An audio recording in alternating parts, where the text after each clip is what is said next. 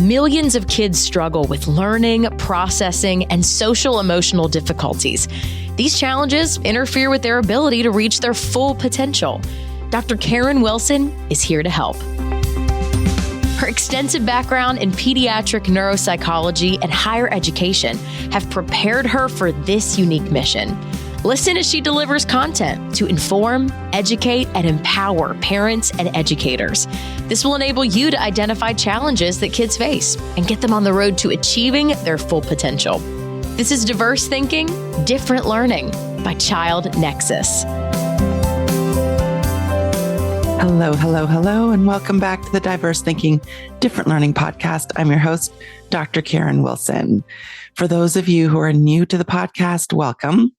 On this podcast, we discuss the complexities of neurodiversity and how to support students with learning differences and mental health challenges. And today, I'm actually going to talk about the adolescent brain and the dynamic interplay between biology and experience in shaping the developmental trajectory of neurodivergent youth. I think this presents an opportunity to also challenge conventional narratives surrounding neurodevelopmental conditions and embrace a more inclusive approach rooted in developmental diversity. And of course, I'm going to talk about strategies to empower young people who think and learn differently.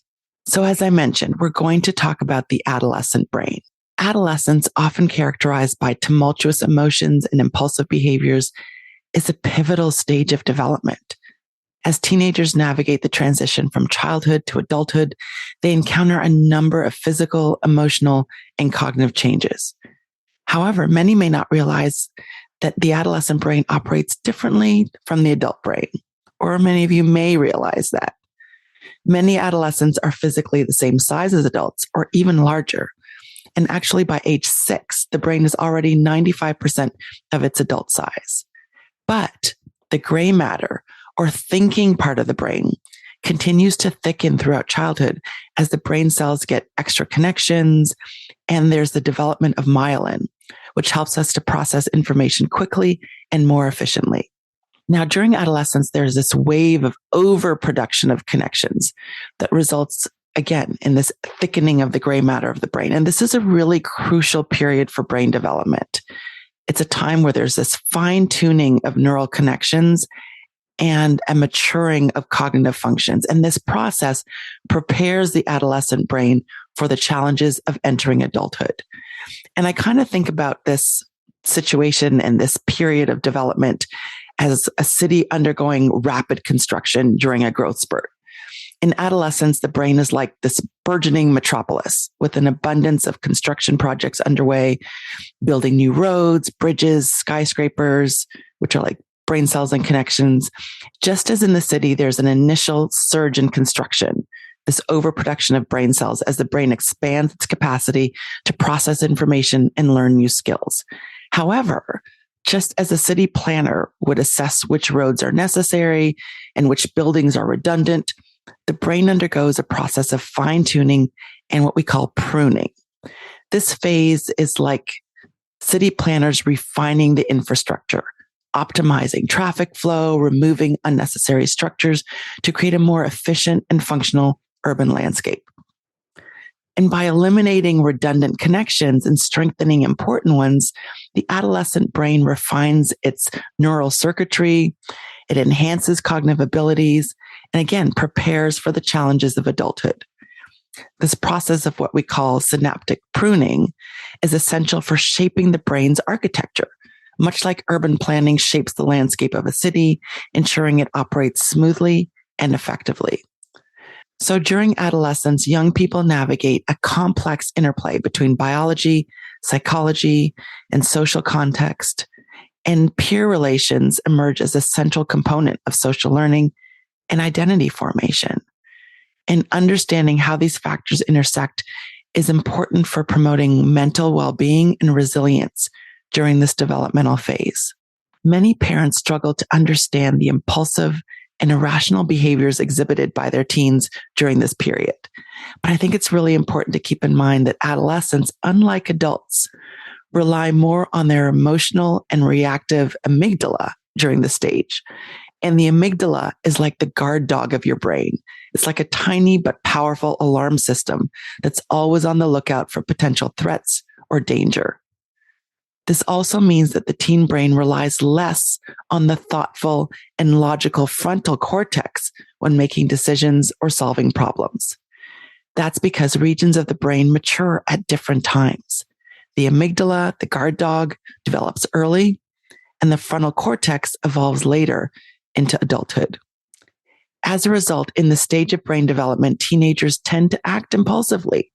They experience intense emotions, misinterpret social signals, and they're more likely to engage in risky behaviors.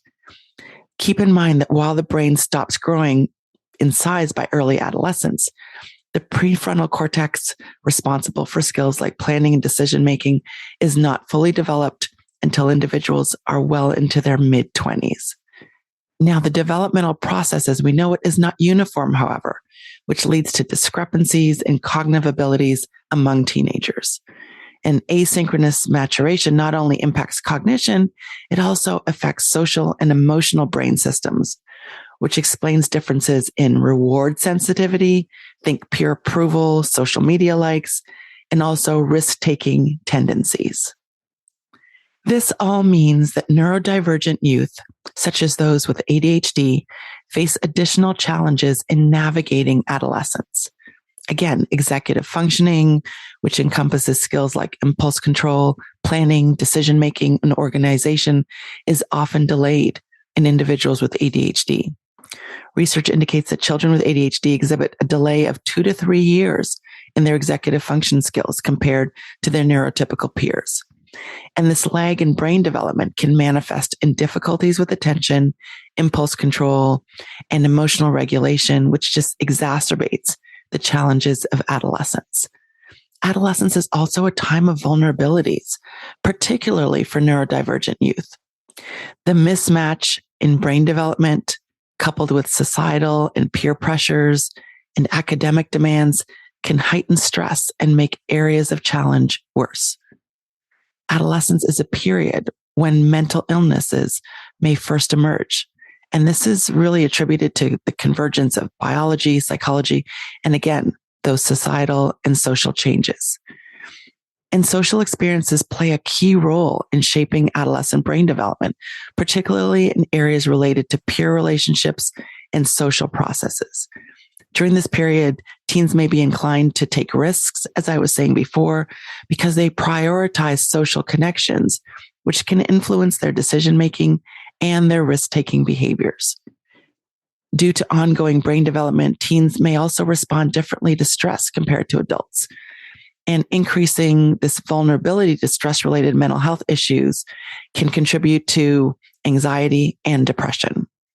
And that's why recognizing triggers and practicing effective coping strategies is so important for promoting teen mental well-being. Also, recognizing that the impulsive nature of adolescence may lead to risky behaviors and poor decision-making provides an opportunity for adults to provide support and guidance in a way that positively impacts the well-being of neurodivergent young people. And understanding and addressing mental health issues at this stage can mitigate their long-term impact on adolescent development. So how do we support young people during adolescence, which, as we see, is such a critical time? First, we must appreciate the adaptive nature of the teenage brain.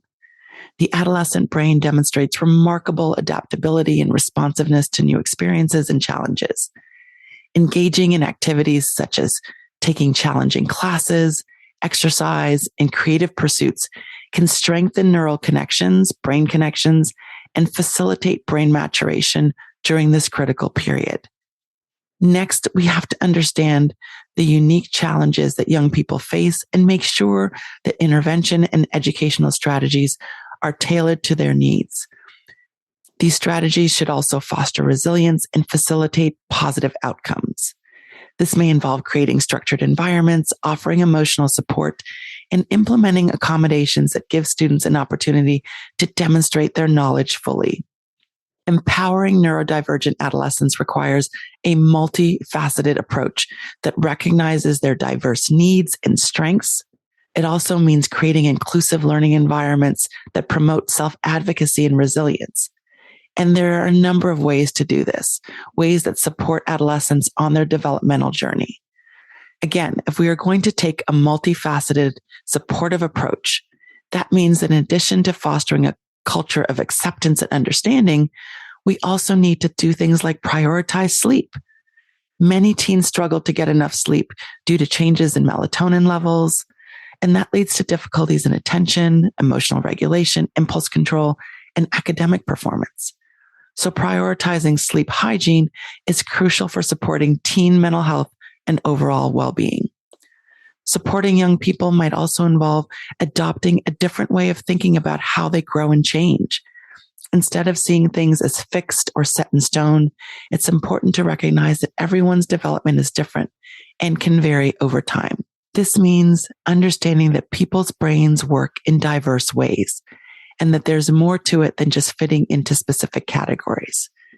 By taking this approach, we can focus less on strict labels and more on understanding each person as a whole, considering their individual strengths and challenges, as well as their environment and culture.